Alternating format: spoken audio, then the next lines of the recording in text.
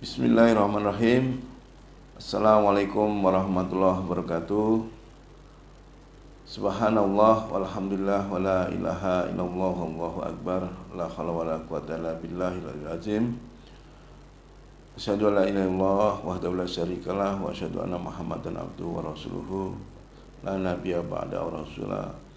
Allahumma shalli wa sallim wa barik ala Muhammad wa ala Muhammad wa ba'd. Para kiai, para asatidz yang saya hormati dan saya muliakan, rekan-rekan dan sahabat semuanya yang dirahmati Allah. Alhamdulillah pada sore hari ini kita akan mengadakan pra-seminar online Islamic Digital Ecosystem ya, dari Perkumpulan Masyarakat Peduli Pangan Halal Thayyib. Salawat salam semoga tercurah pada Nabi Muhammad SAW. Beliau adalah guru terhebat kita, motivator terhebat kita yang telah memberikan ilmu pengetahuannya, pengorbanannya, sehingga kita tinggal menikmati dan meneruskan perjuangan ini. Mengapa praseminar ini kita adakan? Supaya besok siang di pukul 13.30 kita lebih mendalami apa yang kita presentasikan, apa itu Islamic Digital Ecosystem, wadahnya, apakah perlu koperasi mantap atau cukup dengan Perkumpulan Masyarakat Peduli Pangan Halal Thayyib. Ini nanti akan diuji oleh para narasumber yang insya Allah telah bersedia untuk menjadi narasumber di besok siang hari.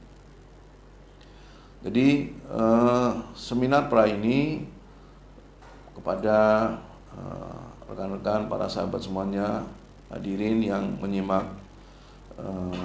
seminar ini, mudah-mudahan akan mendapatkan poin penting atau penjelasan yang cukup detail sehingga bisa mengambil keputusan ataupun peran bagaimana kita membangun kekuatan ekonomi umat ini.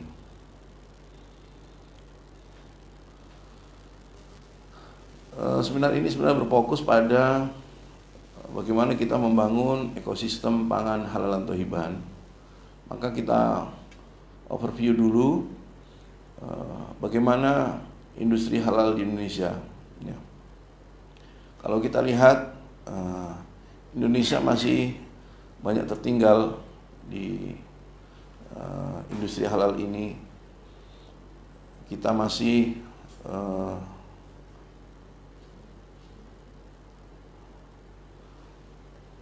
sebagian besar kita masih menjadi pengimpor bahan pangan.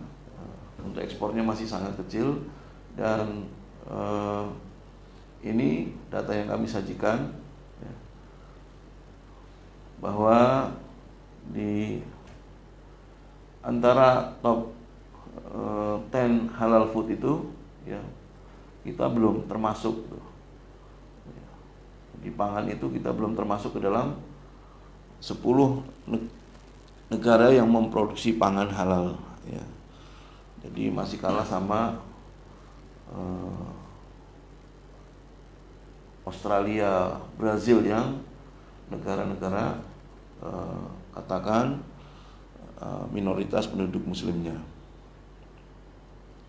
Jadi dapat kesimpulan bahwa Indonesia belum berperan besar di ekonomi halal dunia ya. Jadi ini sebagai gambaran secara makro dulu, nanti bagaimana kita nanti berperan di dalam negerinya atau membangun industri halal di lingkungan terkecil kita. Ya, tantangan dan upaya pengembangan ekosistem pangan halal thayyiban ini ada beberapa hal yang menurut kami perlu diperhatikan. Yang pertama dari SDM ya.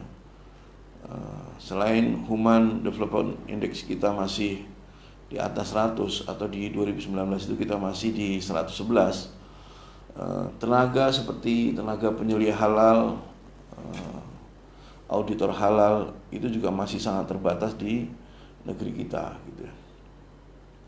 Kemudian yang kedua, infrastruktur ya. Infrastruktur dari industri halal ini juga masih kurang. Saat ini lembaga pemeriksa halal itu baru ada satu, LPPOM UI ya. Yang kedua baru diresmikan juga LPPOM Sukopindo ya. Dan kita juga sedang berjuang bagaimana LPH Hidayatullah bisa berdiri. Begitu juga laboratorium produk halal belum banyak ya. Dan infrastruktur halal belum banyak tersedia di tiap rantai atau di ekosistem halal tersebut. Kemudian ekosistemnya juga kita masih belum terbangun ya, di mana kesadaran masyarakat tentang produk halal thayyiban ini, memperhatikan pangan halal thayyiban juga masih sangat rendah. Kemudian regulasi undang-undang yang sampai dengan hari ini baru terbit peraturan pemerintah tentang penyelenggaraan jaminan produk halal ya, yang merupakan turunan dari undang-undang tahun 2014 nomor 33 tentang jaminan produk halal. Lanjutannya adalah produsen atau produksi ya.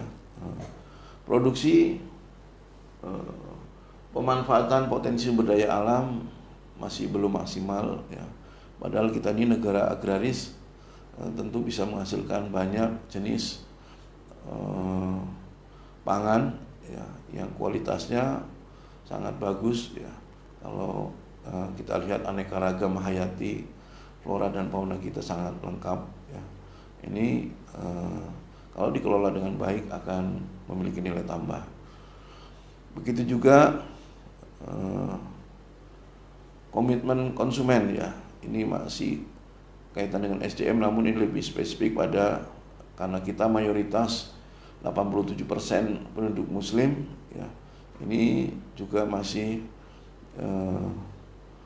belum banyak yang perhatikan pangan halal thayyiban ini atau konsisten mengkonsumsi pangan yang halal thayyiban.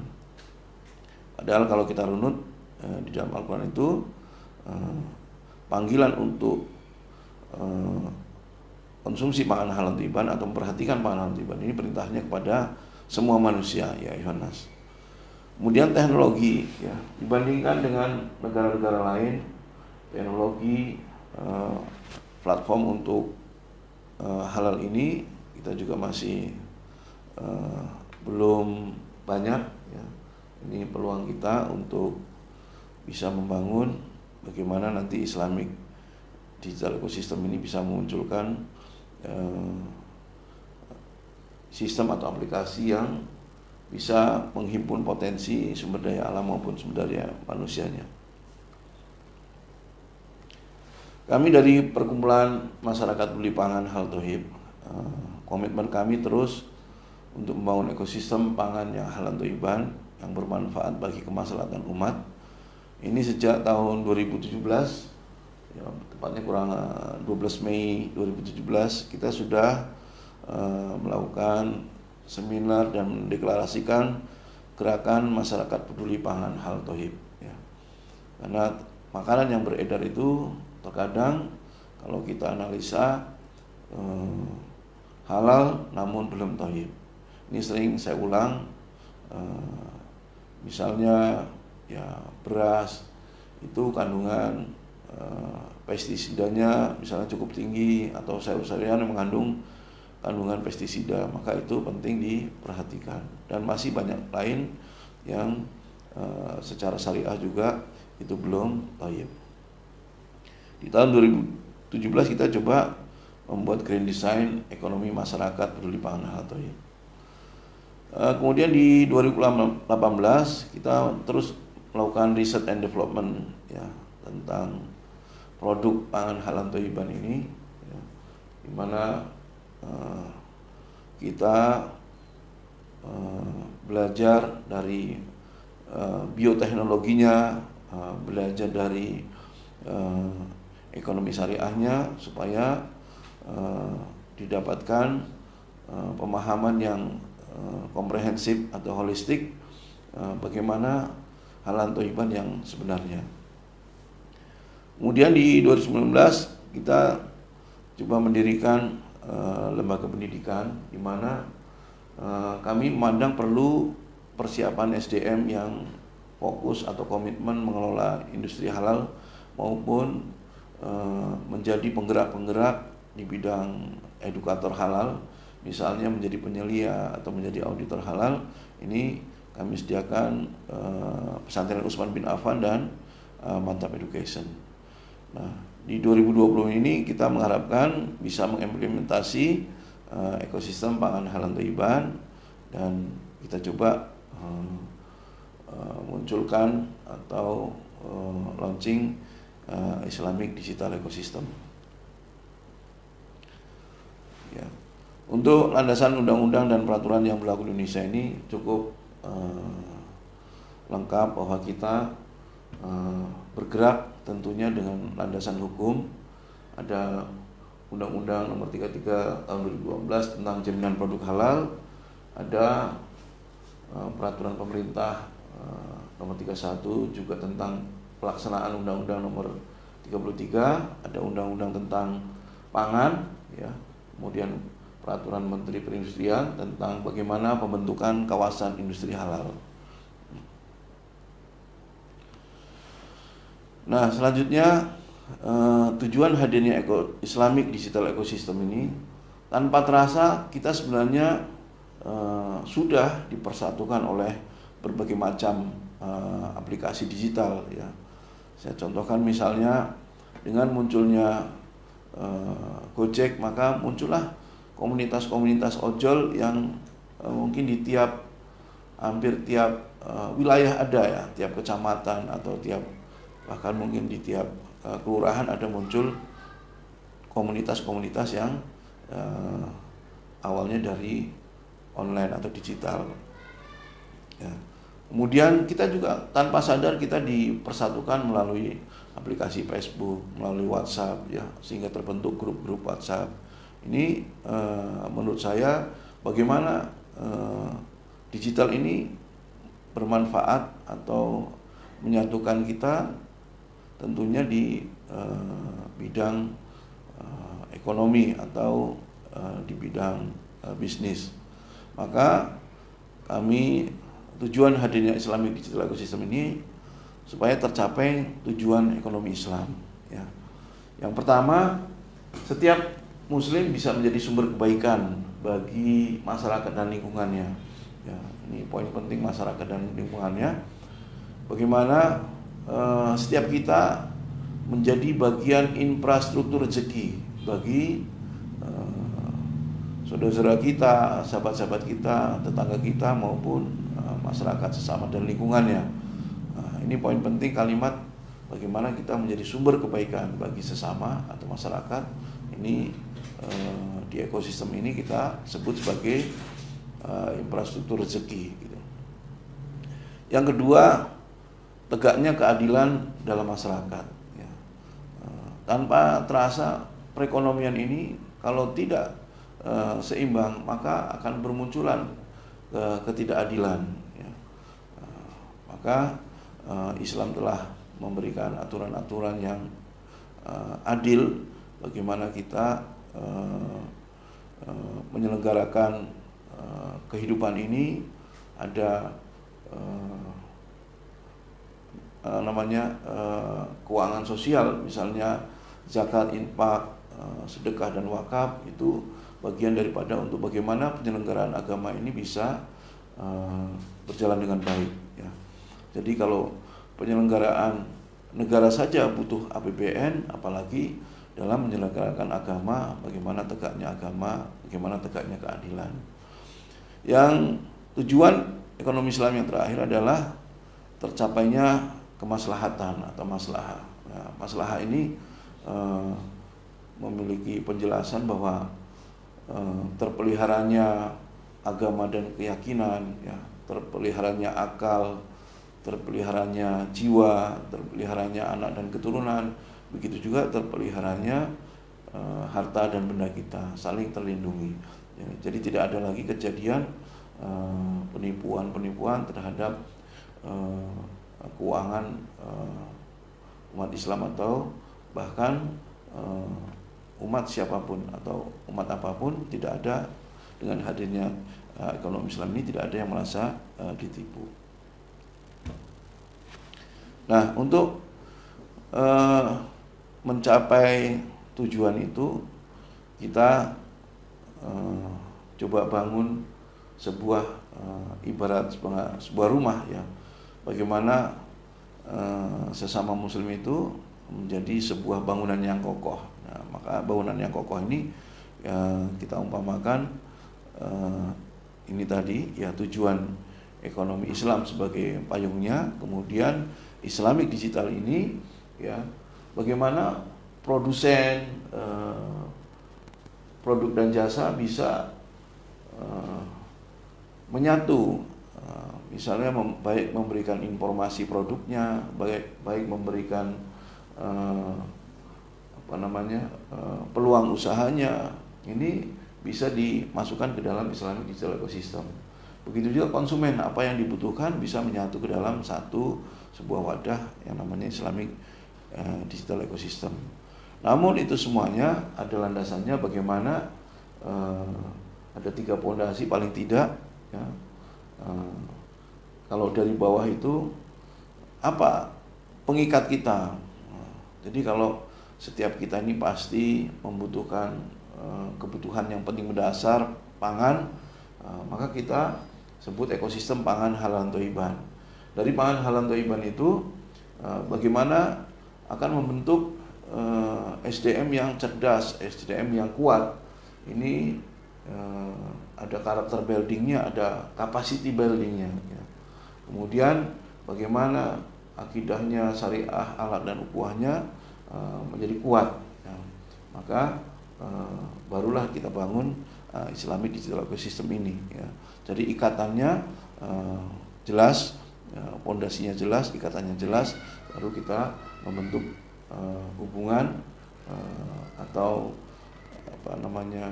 jalinan kerjasama yang saling menguntungkan.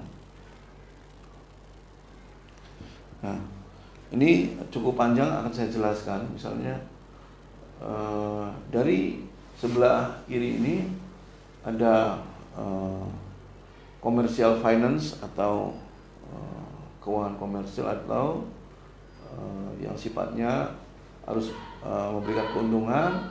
Kemudian di bawahnya ada social finance atau keuangan sosial, itu ada zakat, infak, sedekah, ya, baitul mal, itu merupakan social finance. Nah, dari keuangan itu nanti di Islamic Digital Ecosystem itu ya, ada semacam advisor atau penasehat, advisor smart ecosystem, di mana setiap muslim yang apakah dia ingin berinvestasi atau ingin berusaha, itu ada tim advisornya, tim penasehatnya, sehingga tidak ada lagi celah untuk merasa ditipu atau tertipu gitu ya. Itu juga ada pengawas keuangan syariah selain penasehat, advisor atau masalah. Kemudian SDM-nya kita coba siapkan dari pesantren ya, ini kita contohkan pesantren Utsman bin Affan dan Mantap Education. Baru SDM yang memiliki kapasiti, yang telah mendapatkan training karakter building dan capacity building, ini akan mengelola industri halal ya. Industri halal yang sebelah kanan sana ada apakah dari hulu sampai hilir paham tentang bagaimana membangun ekosistem halal ya. Nah, itu ada sinergi bagaimana dengan masyarakat, petani, peternak, kemudian sinergi dengan komunitas dari lembaga Islam, ormas ataupun pesantren, juga masjid. Ini merupakan sasaran di mana saling membutuhkan untuk bersinergi ya, antara sehingga dari keuangan permodalannya halal, dari tanah untuk produksinya atau tempat produksinya halal, sampai distribusi, pengolahan, sampai siap konsumsi, ini halalan thayyiban semuanya.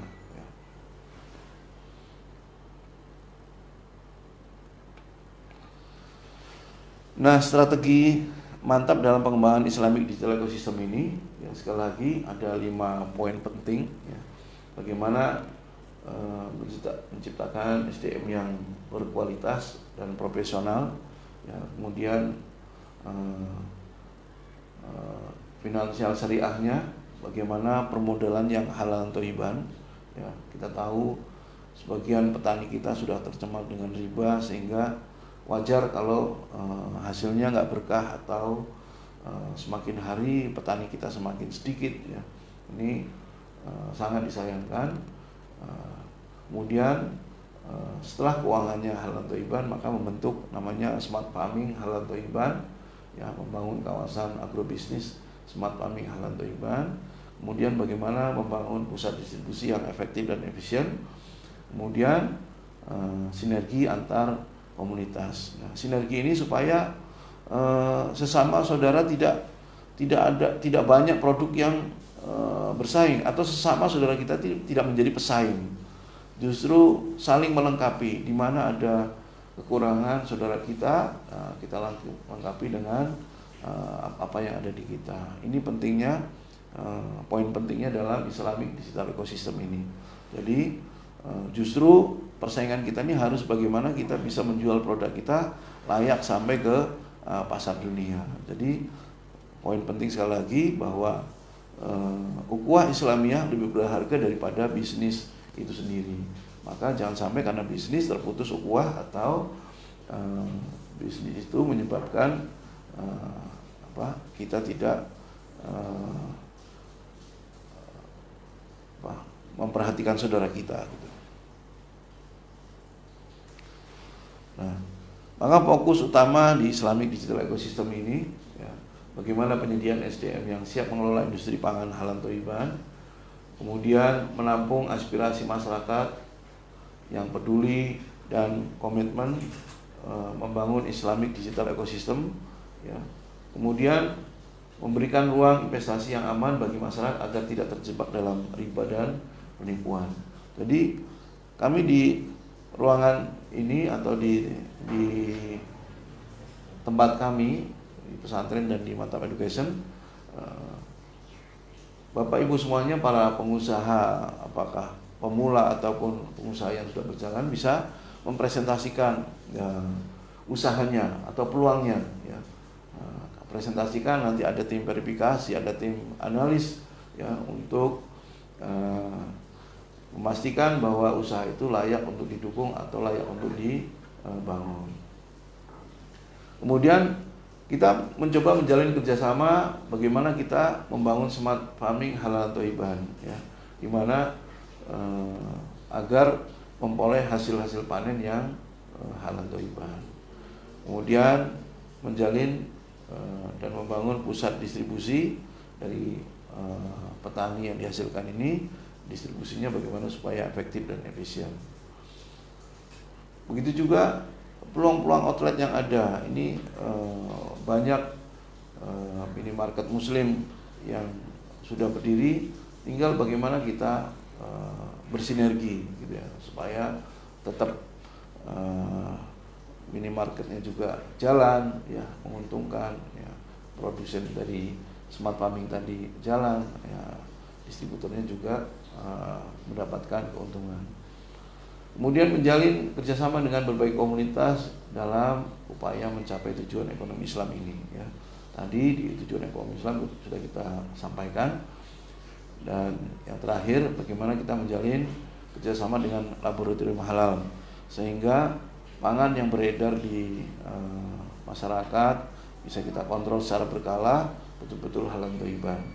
Nah, perlu diperhatikan di negara-negara maju, ya, itu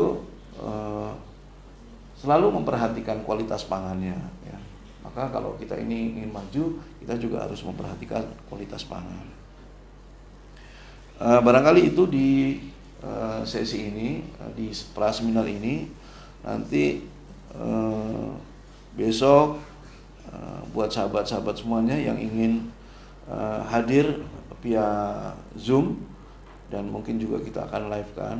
Insya Allah ada 3 narasumber hebat. Yang pertama Ustadz Asih Bagio dari Kepala Bidang Ekonomi DPP Hidayatullah. Kemudian ada